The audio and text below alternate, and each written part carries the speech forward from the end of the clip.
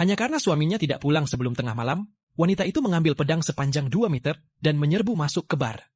Dengan satu pukulan tepat, dia membelah botol menjadi 2, membuat teman suaminya sangat ketakutan, hingga dia benar-benar berlutut dan meminta maaf.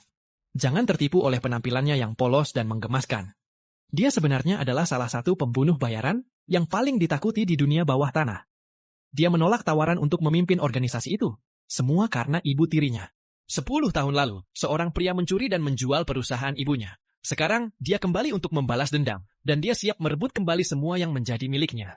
Keesokan harinya, wanita itu meminta bantuan dari teman lama ibunya. Dia langsung setuju untuk membantunya merebut kembali perusahaan itu, tetapi menetapkan satu syarat. Dia harus menikahi cucunya dan mendidiknya dengan benar. Wanita itu menyeringai, sambil berkata bahwa selama dia bisa menggunakan tinjunya, dia tidak keberatan.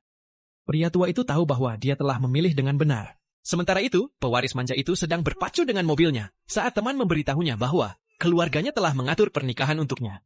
Dia sama sekali tidak menganggap serius dan dengan sombongnya mengatakan tidak ada seorang pun yang bisa mengendalikannya. Namun ketika sampai di rumah, kakeknya memaksanya untuk menerima pernikahan tersebut. Dengan berat hati, dia pergi ke kantor catatan sipil. Dia berharap seorang wanita aneh. Namun ketika dia berbalik, seorang gadis cantik dengan aura keren masuk, membuatnya terdiam. Lalu dia membuka mulutnya, bertanya apakah dia bisu. Sang pewaris manja tersadar dari lamunannya, tercengang melihat bagaimana seseorang yang begitu cantik bisa berbicara seperti petasan. Setelah terjadi pertengkaran sengit, mereka menikah karena menghormati lelaki tua itu.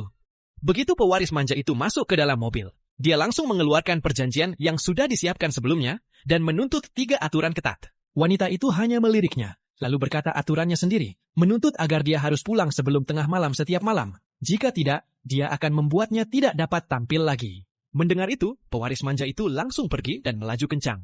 Ketika wanita itu tiba di rumahnya, untuk pertama kalinya, dia memerintahkan para pelayan untuk mengusirnya.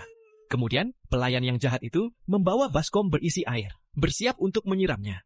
Wanita itu langsung tahu dan menendang pintu itu.